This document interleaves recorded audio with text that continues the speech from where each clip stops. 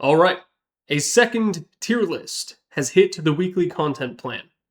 Today, we're going to be taking a look at all of the in-game events for Dota, talking a little bit about all of them, and rating them on a tier list, ranging from 4 different tiers. Now, the astute among you may notice that there are events that are not included in here, with the elephant in the room being the battle passes. Those will probably be discussed at another date. If you ask me, those are like in a completely different weight class from these. It's apples and oranges, right? And we're not here to try to mix fruit.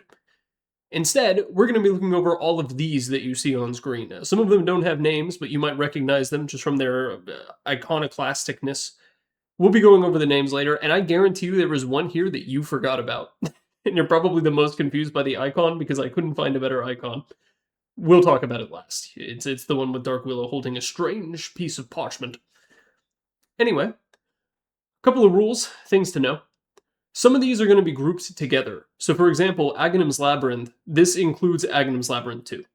Talking about them separately isn't necessarily worth it, and you know what tier that they would both end up in anyway. They'd be right next to each other. There's also, the fact that it's in alphabetical order means we're going to get some heavy hitters right out of the way first. But Diretide and Frostivus are probably the most notable ones. There's been a lot of variety to those events, because they're like yearly, but only when Valve feels like it. In fact, sometimes they've even been combined, but we will talk about that later.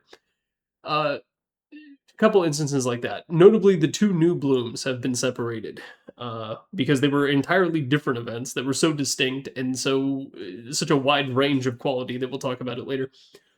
For now, the tiers. The top tier, which I don't know what I'm going to call it. I think I'm just going to call it Give. Volvo, please. That tier is for the 3 best events in Dota history, and there's not going to be any hot takes there.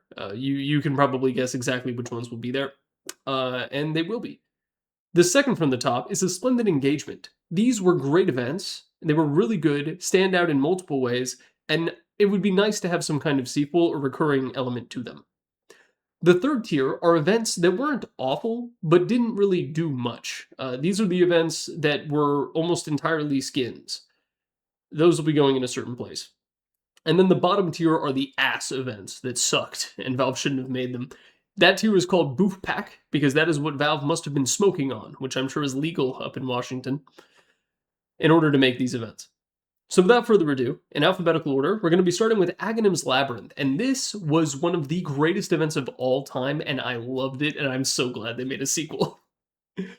Aghanim's Labyrinth, so if you don't know, if you weren't around for AgsLab, in which case I feel not even sorry, I feel pity for you. This shit was gas, brother! It was a cooperative roguelike that used Dota as like a system mechanic, and then you would go through a bunch of random rooms, getting cool power-ups, you would get levels and items, same as in normal Dota, and then each room you could get these like massive reworks to your abilities that made them broken overpowered. Aghanim's Labyrinth was awesome. It was so good. Valve made the incredibly auspicious move to make it a 4-player mode, so when you and 3 other guys were online, and you can't play ranked, you could instead queue up for Aghanim's Labyrinth. But I knew a lot of people who would log into Dota only to play AgsLab. Like, people who had quit Dota, but they heard about AgsLab and they were like, that sounds cool, and they came back to the game in order to play it. Did they go back to playing normal Dota? But yeah, Aghanim's Labyrinth 2, the sequel, the first AgsLab came out in July of 2020. The second one came out in December of 2021, which was kind of a fast turnaround. Valve rarely does sequels in the first place. The fact that they did a sequel a year and a half later maybe jazzed people's expectations up a little too much. AgsLab 2 was mostly more of the same, expanded hero roster, more enemies, more rooms, more power-ups, and it also had a bit of a timeline. It introduced Primal Beast. Primal Beast was the final boss. So you would fight him, and then you would get these, there was a cosmetic element, you could get these loading screens. I want to say, how'd you get the Roche skin? There was some other thing. But there was enough cosmetics associated with AgsLab to make it really fun. There was meta progression as well. In like the traditional roguelike fashion, you could get tokens depending on how far you went, and then you could give your heroes bonuses. It was great. AgsLab truly was, in my opinion, there's one other event that is like neck and neck with it for the greatest Dota event of all time. But yeah, AgsLab is amazing. It's very unlikely that we're ever going to get an AgsLab 3. There are some people in the arcade who are keeping the dream alive, and it just doesn't hit the same, I'm sorry to say. The official AgsLabs are just so goddamn good. Yeah. Give AgsLab, please. I would love a third one, even though it's very unlikely with the way that Valve does their stuff. Lord knows they can't make a third anything. That's why it's kind of weird they're coming out with the Steam Frame, which is their third VR device. Kind of weird. Second one, and again, this is just sort of the nature of alphabetical order, we've got Crownfall. Crownfall is also in Give. Crownfall is, in my personal opinion, Axlab is amazing, don't get it twisted. But in my mind, as a bit of a Dota purist, I think Crownfall is the greatest Dota 2 event of all time.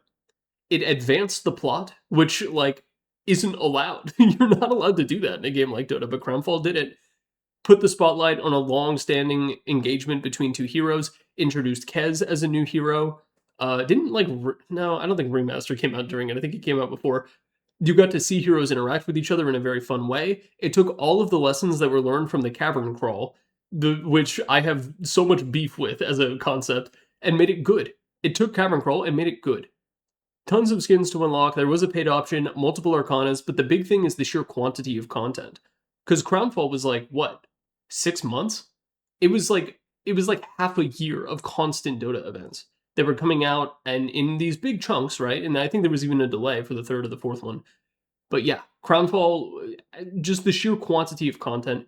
You had the skins, the storyline, the Cavern Crawl elements, and then you also had the mini games, which you can still play in the game. And to this day, like, Nest of Thorns bangs.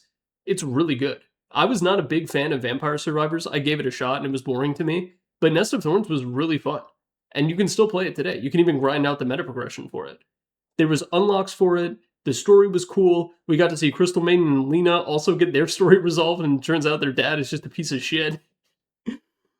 There was a lot to love about Crownfall, and if you were someone who just wanted to log in and play Dota, Crownfall enhanced that experience to such an insane degree that no other event has ever done. It was splendid. It was fantastic. Thank you very much, Valve. Please come out with another, like, oh my god. Every couple of months I go back and I read that blog post where they were like, yeah, we're not doing battle passes anymore so we can come out with more consistent content. And then we just, like, we have Quartero. It's definitely got Quartero. And, like, look, we'll talk about Quartero later. But, yeah, we need, like, another Crownfall soon. Because Crownfall came out in, when was it? April of 2024. I have in my notes. Somehow that feels wrong. But yeah, please, Valve, give us another Crownfall. It was so good. Maybe that was the last leg of it, because I swear it was out in 2023. Axlab 2, by the way, came out like right in the middle of COVID, and that was awesome. I mean, they both did. There was actually like a beginning and end of COVID was marked by the existence of Aghanim's Labyrinth. Anyway, Dark Moon. Dark Moon was great. Dark Moon was like kind of underrated. So this event came out in January of 2017, good long while ago. This was a sort of like a tower defense game mode, but it was your heroes defending towers from a bunch of like jungle creeps that were spawning in. And you got to draft, and there were a bunch of heroes that were really good, a bunch of heroes that were ass. Underlord came out, I believe, shortly before Dark Moon. Or no, maybe he was in the re-release that they did for a weekend a couple years ago when they did the weekend game mode spotlight update thing and then completely forgot to do it ever again. Dark Mode was extremely fun. There was a reward system attached to it, but the only real notable thing was the like Roshan thing that you could get. But I believe that there were difficulty levels as well. There was a lot of replayability. It was super fun. There were rewards attached to it, but the game itself was fun enough that it was like, okay, that there wasn't a whole lot. There was something, but it wasn't a whole lot. Dark Moon was an amazing event, and it made me very happy when Valve brought it back for like a weekend. Me and the boys immediately got on and played Dark Moon, because we were like, oh shit, it's back. Now it's gone forever. The arcade recreations really just don't hit the same, I promise. So yeah, Dark Moon was a splendid engagement. I wouldn't mind a sequel in some capacity. Dead Reckoning, not Dread Reckoning, took me 15 tries. This event is named Dread Reckoning deep in the recesses of my freaking brain. This was the Muerto release event. They came out with a set where you could turn Pudge into a mariachi, a stuffed toy mariachi nonetheless. It was okay. It was mostly just skins, but the thing is it didn't get in the way in any capacity, and the skins were interesting enough that to this day, Valve included the Dead Reckoning chests in the Dota Plus shop. So if you spend enough shards, you can open all the freaking Dead Reckoning chests that continue to drop to this day, because intern at Valve has yet to turn the switch off to make them stop dropping in the postgame. Dead Reckoning was good. It came with the comic, it came with a lot of lore. It was fun, but it was mostly just skins. But it also introduced Muerta. There was a fun system to it. There were like in-game actions that you could take related to it. it was good overall. Dead Reckoning was good. And it had a bunch of like funny little lines that you could have. Because when people died in the game, they would drop an ofrenda and it would say something funny on them when you clicked. They weren't different for every hero. It was a pool of like 30 or so, but it was entertaining enough that I don't think it belongs in Booth Pack. It wasn't bad. Some of the events are going to be bad. Dead Reckoning was maybe a little bit underwhelming, especially when you compare it to the likes of Aghanim and Crownfall. But yeah, it was good. It was good. It'd be nice if like if Largo came out and had another Dead Reckoning event, that would have been sick.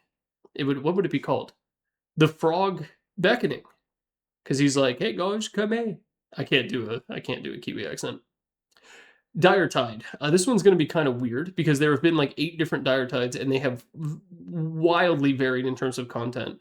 But I'm going to keep it a buck. It's like actually bad. So what Dire Tide has traditionally been, and there's been quite a few variations, it is a separate brawl-focused game mode where you and the enemy team are just constant team fighting, and then Roshan is in the middle of the map. Candy spawns, you have to collect the candy, then Roshan comes out and he steals the candy and you have to fight it. The problem with this event, and this is the first like PvP game mode event, all of them are going to be bad, by the way, is that with the Dire Tide game mode, if you and your friends open up Dota with the intent of playing Dota, you're probably going to play Dota. You're not going to play this whack-ass game mode. And so what Valve tried to do for some of the later Dire Tides is they were like, look, if you play it, there's missions and you can get like a free skin or something like that. But like even then, a lot of people were like, no. Like when Dire Tide comes out, people play it once, twice, maybe 3 times, and then they immediately drop it and go back to playing ranked. And Dire Tide has, like in the past, it's had some fun stuff. There was the time where you could have filters on your characters to make them look like ghosts, and you could use that in ranked matchmaking, which was kind of insane. There's been a lot of different Roachling couriers as well, the baby Roshans that you could get. That's kind of the origin of those, is in the Dire Tide thing. And the first Dire Tide is notable for being the first ever event for Dota, which is crazy. I can understand why people freaked out about Dire Tide when it first came out, because it's like, wow, Dota gets to have this. Because if you played Warcraft 3 Dota, it didn't have stuff like that. It had memes, like, don't get it twisted. It had, like, boss fights where you could fight Invoker. But as far as alternate seasonal game modes go, Dire Tide was the first of its kind, and there's a reason it is, like, primarily remembered for this whack-ass cow emoji that I put up here. Like, Dire Tide is a meme, and if Dire Tide came out today, you would not queue up for it. Statistically speaking, I'm sure that there are some, like, #1 Dire Tide enjoyers out there with their foam fingers, but, like, those are a small minority of Dota players. Hey, it's something, but like, Frosthaven. This was the one year that Valve decided to do, I think it was 2018, decided to do something different for Frostivus. This was a tower defense game mode where you would play against Rubik. Rubik would come by and send his little boys, his little ewes and gablins, and they would come try to molest your candy or whatever it was. I don't think it was candy. I can't remember what he was trying to steal. But it was fun. And then you had a boss fight that was like against a supercharged Rubik at the end. It was really fun, actually. It sort of in many ways was like the sequel to Dark Moon. They kind of did Dark Moon again, but they made it winter and they made it Rubik, which was good. It was a very good game mode. A lot of what I have to say about Dark Moon, I would also have to say about Frosthaven. Sadly, to my knowledge, this has never come back as like a surprise. Here's something to do on a Thursday afternoon. Thing that Dark Moon did that one time, but it would, if it came out, I would love to play it again. Frosthaven was good. It's Dark Moon 2, basically. That's nice. Boss fight was really funny, also. Alright, now we have Frostivus, and this one is kind of tough. So the first Frostivus was back in, like, I think it came out right after Dire Tide. It was, like, in 2012, right? Frostivus has taken many different forms over the years. Sometimes it has been, like, alternate game mode things. Sometimes it's just been like a batch of cosmetics. Low-key, the best Frostivus ever was like, I think it was 2023 or 2024, where every character just had hats, and if you kill them, you steal their hats. And so you could have a character with like 10 hats on them. That is the only time Frostivus has ever been dope. was when you could consolidate people's headwear. For the most part, Frostivus is just like, here's a couple of skins and like a fun little cosmetic thing in the game mode, and those are fine. At worst, though, it's like actively detrimental. It's like splitting the queues. It's definitely not Booth Pack, you know, it's fine and it's good. And the way that Valve does it these days with the cosmetic skin on top of normal Dota and a skin chest is like fine. But it really doesn't strike you as being like, you know, the PvE or like the super grand events. It's definitely not up there. But hey, it's something. which is why it's going to go in the hey, it's something tier. Dota 2 X Monster Hunter. Now, I'm a little bit of a hypocrite. This whole time I've been saying, like, you know, it was just skins, or like, it wasn't really anything there. Monster Hunter, I'm actually going to put up an Splendid Engagement. I think it is the best way that Valve has done that kind of event, where it's like a layer on top of the game plus cosmetics. And there's a few reasons for this. The first is because there was a ton of skins that you could have gotten for free just by grinding, using a very similar token system to Crownfall, where you target someone on the enemy team, you kill them / win the game, you get tokens, you can convert them, you can trade up, and then you can get the skins that you want. There was the paid feature. It came with a decent amount of value, I think. It also came with a music pack. We haven't had one of those in a while, so getting one was quite good. And then a bunch of other things, including the most pay-to-win Dragon Knight skin you've ever seen in your life. I will not elaborate on it here because I don't want more people abusing it. Yeah, the Monster Hunter event was very good. And not least of all was the lore. The lore for the Monster Hunter event was fantastic. Getting to just hear more about like the lore of Dota, which is infamously opaque.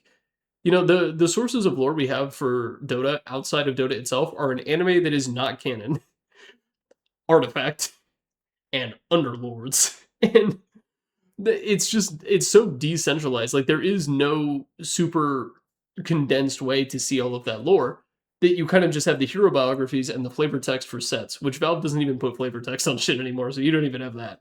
They don't even put flavor text on items anymore, dude. Yeah, having just a tiny glimpse into what it's like to live in the world of Dota and to have the characters like express some of their personality was amazing, and I think that's what pushes it up into a Splendid Engagement, because there was something for every hero. And it was pretty good. Frostivus has not had that. One skin chest full of 127 sets, one for each hero, is a very tall order, so I think the way that Valve chose to do the Monster Hunter collaboration, and keep in mind, I myself, zero interest in Monster Hunter. I had the demo disc for Try that I got for the Wii, and I went into the water, and I couldn't figure out how to get out, and I said, this game sucks. Yeah, a Splendid Engagement for the Dota 2X Monster Hunter thing. I wouldn't mind seeing more events like this in the future, sort of just like in-between stuff. It was good. Nemesis Assassin. This was the event that came when Oracle was added to the game and introduced the Phantom Assassin Arcana. There wasn't much to it, and there especially wasn't much if you weren't playing as Phantom Assassin with the Arcana. If you were, it was cool, but for the most part, this was just like a flavor and aesthetic coat of paint on top of something in order to like introduce the new Arcana and get people to buy it. It's a sick Arcana, by the way, aged very well. This thing came out, by the way, in November of 2014, which was actually like, what, 12 years ago? Almost 12 years ago, and this Arcana still looks good.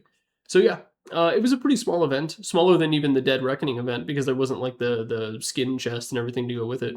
But it was alright. There were some minor rewards, little cosmetic polish on top of Dota. Hey, it's something. Nemesis. This was pretty bad. So what this was, is the event itself actually... I'm rating the event a lot based on the game mode Nemesis. If you look outside of that, there were skins, there was like cool interaction stuff. This was in June of 2021, by the way. It was good. It was good. But the actual Nemesis game mode itself was boof pack, and so it's really dragging it down to here. These are the bad PvP events are going to be down here in boof pack. Not every PvP event will be down in boof pack, but this one certainly will. The gimmick of this game mode is that every like 5 minutes or something like that, a giant meteor would crash in the middle of the map, and you would go over and channel on it in order to get like meteor points or whatever, and then those would buff you. So you like you know, hit harder, move faster, spells do more spell per spell, that kind of thing. The problem with Nemesis is, like, first off, there were ways to get shards like outside of that because they would just fall on that map, and it just became like, here, fight over this. Now here, fight over that. And it wasn't very fun to play. And it was just sort of a very team fight heavy version of Dota. And also, when you played Nemesis, everyone just sort of had a weird agreement that what you would do is everyone would run to the meteor and channel the full thing. so you would have everyone with like, I can't remember the max, it was like 10 or 15 gems. And then everyone would have those, and then you would fight. And then whichever team won had gems on all their characters, and then the enemy team didn't, and then the game would just end. Like, it was just sort of a broken thing, because teams would just have, like, a truce, and then immediately wail on each other, and whoever won that fight won the game. So yeah, Nemesis was very bad. It split the queue. It was a PvP event that was fun 1 or 2 times, and it doesn't even have the cultural relevance of Dire Tide. So yeah, Nemesis, visually a very pretty event. It was very nice looking, but playing, not so much. That's our first entry into the Booth Pack. Will not be the only one. New Bloom. This is the 2014 version of New Bloom, and it was actually pretty great. This version of New Bloom was the first of the two. This is the 2015 one. It will not be in the same tier. This was a PvE event that was like training up in order to fight a boss battle, and it was really fun. The PvE events in general are really good. People liked it a lot. There's been a lot of requests. Valve has tried to make like spiritual successors to it that we're going to talk about later on. But on balance, New Bloom itself was really, it was just a good PvE event. It was the first PvE event as well, and Valve did a great job. And I wish Valve kind of learned the lesson from this of like, okay, PvE events are what people want, not PvP. But hey, they didn't learn that lesson, which is why in 2015 we had New Bloom, which was fucking ass. It was so bad. Oh. So the way that this New Bloom worked is there was like a battle pass component to it because it happened during TI, I think. Maybe it was its own separate event. I'm not 100% sure. But the way this worked is you would play the game and then you had like a PvP. It was just normal Dota, and then eventually your Year Beast would spawn, and the Year Beast would like walk down mid and like try to fight each other. And it was fucking awful because it was literally pay to win. If you got more levels in the battle pass, it would boost your Year Beast. So you would have like more HP, more stats, everything like that. And you would just win. It was the most obliquely pay to win thing ever in Dota. And I made the video about Dota Plus a little while ago. This was worse. This was 10 times worse. The result of this, and it's important to remember, what actually playing this was like is when you queued up, you would queue into nothing but whales who had spent like a quadrillion shekels in order to make their Year Beast buff as shit. So you would be over here with your like freaking, you're just guy, and you're thinking to yourself like, oh, okay, I'll put Solar Crust on it. And meanwhile, the fucking Ronnie Coleman of China is like walking down the enemy mid lane in order to come beat your ass. So the only way that this thing was fun is if you were a bunch of whales and you were playing up against poor people. So this game mode is like a canonical way to beat up lower class people in Dota, or like free-to-play players. Which is funny, but as far as like a player experience goes, total ass. It was not good, and there's a reason Valve stopped doing New Bloom effectively after this. Now they just release Chinese skins sporadically throughout the year. You know him, you see him, he's been staring at you this whole time. It's Culdrose Curios, and this is the definition of hey is something. Now I gotta say this, Culdrose Curios is really punching above its weight class right now. These are all like actual events. Culdrose Curios is just like hit a button every now and again, get a short visual novel, occasionally open a loot box, and get like a pay-to-win thing that makes it look like Lotus Orb and Ogre Magi Shard look the exact same. That's what Culdrose Curios is. But when you compare it to the rest of these events, it's really not that bad. The problem with Culdrose Curios, because it's like the sporadic every now and again event, is when you come home and you go to open up Dota and it's like update and you're like, oh, okay, probably just some translation. And then it takes a while and you're like, wait, what? And you realize like, oh my God, it's like an 80 megabyte update, like 100 megabyte, 200 megabyte update. Oh boy, we're gonna do it. The battle pass is here. Gaben remembered us. And then it's like, hello. And you find out you get quartered instead. That's getting quartered is like the worst feeling ever. You open up that homepage and like nothing is loaded yet, but you see the background change and you're like, oh my God, yes, yes, yes. And then it's like, hello, traveler. Heroes. But I've kind of come to appreciate Culdrose for what he is. You know, I don't benefit too much from already having... I have skins for like the vast majority of characters, so the skins don't mean that much to me. But for people who are free to play, it's a great way to get some really good looking Valve handcrafted skins. And that's awesome. And then the visual novel element themselves, I actually kind of like it. I kind of enjoy it. What I do is I wait. I wait until I have like everything unlocked and then I read through it in one sitting, like per set. So I get like 5 or 6 at a time. It's a good way to do it. Makes me look forward to it. Voice actor for Culdrose, by the way, I was curious, so I looked it up. Nolan North. But if you don't know, he's like the most present voice actor in all of Dota. Troll, Warlord, Lone Druid, Lycan Meepo, Shadow Demon Gyro, and some more. He's voiced like 11 heroes, like a shocking amount. The most of anyone, I'm pretty sure, even though a lot of people think it's John Patrick Lowry. He has voiced 7, I think. Nolan North has voiced more, and now he also has Culdrose Curios. So yeah, it's hey, it's something. It's like the most apt way to describe it. But man, getting quartered is the worst thing in Dota. Siltbreaker was gas, brother. Oh my god. This was in 2017. It was very good. So what this was is it was a PvE event that was like an ARPG. Kind of like I was told it was like Diablo. I haven't played Diablo because I like games that are good. And Diablo 2 is too much of a pain to set up to play it on a private server. So Siltbreaker, its whole shtick is like you and your buddies go through on a giant fantasy ARPG adventure. You get items, you level up, you get I don't think you really had the whole spell enhancements thing that came with Ag's Labyrinth. But you got a story to go with it. There were boss battles, there were puzzles, it was funny, you could kill your friends. You could kill your friends in Ag's Lab too. But at Siltbreaker, they were the ones who invented it. You know? It was a very good event, and it came in 2 parts. So there was part 1 and part 2. Part 2, if I remember correctly, took forever to come out. It actually was like an 8-month gap between episode 1 and episode 2. But it was awesome. It ended in a giant boss fight. Really, really fun. Pretty, it didn't have the same replay value as Agslab because it wasn't a roguelike and the story was the same. And there were cutscenes that you had to sit through. But for the most part, it was a very, very good time. And it sort of paved the way for things like Agslab to eventually come into the game. And like the really, not abstract, but super like high concept PvE events. Yeah, Siltbreaker was awesome. Very, very good. I would love to see like a continuation of Siltbreaker. Underhollow. The only time Valve has ever made a good PvP event in the history of Dota.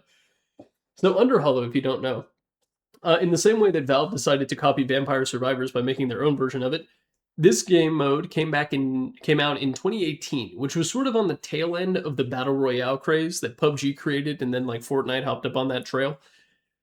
This was Valve's take on it. So it was a 3v3v3v3, I don't know how many teams there were. There were a lot, though. You would spawn in this underground cave that was like a maze with a bunch of connections, and you would go from room to room. And there were like mobs to fight, and loot to get, and upgrades to find, and like all sorts of things. And then sometimes you would find other teams. And it was madness.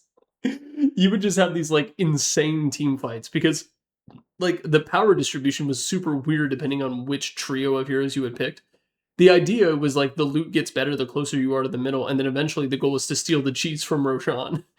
So it had like PvE elements to it as well, like multiple forms of PvE elements. But when the PvP came through and you found like another team in the room, it was either like, oh god, like, oh no, or you were like, come here, boy. And you could freaking tear people's asses, dude. It was awesome.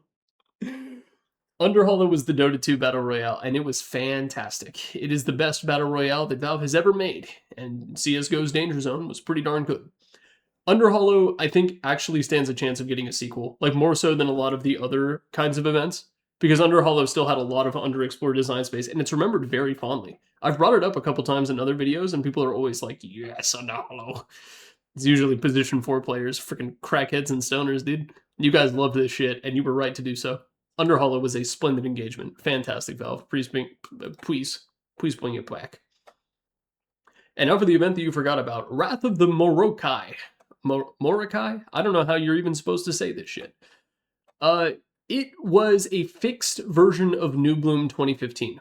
So it was the same general concept. You have this thing called the Morokai that exists for your team, and a little bit of the way through the game, or I'm just going to put it in hey, it's something right now.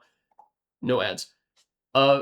You had this creep that you could buff throughout the game by finding various things for it. So you could find like these boxes, or you could get them from jungle creeps and stuff that would give it more HP, more mana, just whatever. It was based on the 3 stats, so Agi, Strength, and Int. It was a non-pay-to-win version of New Bloom. And it is good to take away the pay-to-win elements of New Bloom. There was, I remember, some kind of legacy progression or something like that, but it wasn't a big deal. The problem is it was a PvP game mode that didn't matter. It was Dota with the Morokais just like stapled on top, and it wasn't very fun, straight up. It split the queue in an annoying way. It was one of those PvP events that you played like 2 or 3 times and you're like, okay, cool. And then that's it. And you know that it took Valve like months to make this. And it feels so bad. You almost feel bad for them. I believe there were some skins that came out as well. This is probably the most forgettable event in the history of Dota, though. Like, Wrath of the Morokai, no one has ever mentioned it in a comment. No one has ever brought it up. I've never brought it up. When I was looking through the list of previous Dota events, I was like, Wrath of the Morokai, what the hell is that? And then I like looked up the gameplay and I was like, oh yeah, that. Because I played it once or twice and was like, okay, and then went right back to playing ranked. Yeah, PvP game modes are not good. Speaking of which, what lessons can we learn from this? Well, we can't really learn shit, but we can learn a little bit better about what it is nice to ask Valve to make and to create, and then they'll go and do their own thing anyway. If you look in Boof Pack, we have 2 very boof, honestly, rather than Morokai is going in Boof Pack. It was boof. If you look down here, Boof Pack, Nemesis, New Bloom 2015, and Wrath of the Morokai. PvP events that added a weird element to Dota that skewed everything and wasn't good. Valve, if you're going to make PvP events, please make them freaking weird. Make them not Dota. Like, Underhollow was an amazing example. They turned their shit into Fortnite, and it was awesome. It was so good. If you're going to do a PvP event, you should have it be something that is completely different from Dota. Because when I look at these 3 game modes on the main menu, I hit the play button and I queue up for normal Dota instead. Dota is the best game ever. If I'm going to play it, I just want to play it. I don't want to, like, play some weirdo version of it from an alternate dimension. Boof Pack for all 3 of these. Hey, it's something. A lot of these are just skin events. Frostivus and Dire Tide are here because they're difficult to quantify. You know, we didn't even get into Wraith Knight, which is, I think it was another one of the combos of Dire Tide and Frostivus that they've done a couple of different times. These are just like whatever events. They're either just flavor that doesn't necessarily hurt the game or distract from it in any way, or it's fucking Culdrose Curios. Which again, I'm actually kind of a quarter-row enjoyer. Like, I kind of like it. It's just the getting quartered when you load up the game to play Dota and you see it's a fat update and then it's this fucking goat staring at you, dude. Heroes! A splendid engagement. These are the PvE events or the really, really good skin events. Or Underhollow. Underhollow is a bit of the outlier here. PvE is great. PvE is amazing because it's an alternative to Dota that is by its very nature so distinct that you don't see it as an alternative to playing Dota. It's basically its own game. And that's great. And then we have Volvo Please Give, Aghanim, Crownfall. These are the 2 best events in the history of Dota. I did at the beginning of this say like top 3, and I think with that in mind, we are going to move Underhollow up. But just a little bit. Like, Crownfall and Aghanim are neck and neck for the greatest event in the history of Dota. Underhollow is like a distant third behind those 2. Which one you like more between Aghanim and Crownfall? That's up to you. And they're also very different events, right? Very different. I guess they both featured progression. Not enough of a Venn diagram to form. But yeah, PvE or something that completely enhances the normal Dota 2 experience in a variety of different ways by adding all the minigames, the skins, and everything else. Crownfall, in the sum of its parts, and in terms of sheer quantity, in my opinion, is a little bit better than Aghanim. But you also have to consider that there were 2 Aghanim. So, you know, either argument works. And then Underhollow was just an amazing game mode that was really fun and cool to play, and everyone seems to really like it. I remember Underhollow. I sure as hell don't remember Wrath of the Morokai. So there you go. Not a lot of hot takes here, I think. Yeah. I'm sure that there are some like old Dota boomers who played Dire Tide way back for the first time in 2012 or 2013, I think. No, 2012. And we're like, this is the greatest thing ever. Please give it back every year. And then like even, first off, those guys either don't play Dota anymore. They've moved on. Or they're lying because they are. They would not come back to play it. So there you go. This has been an event tier list for Dota 2. Thank you very much for watching, and peace on planet Earth.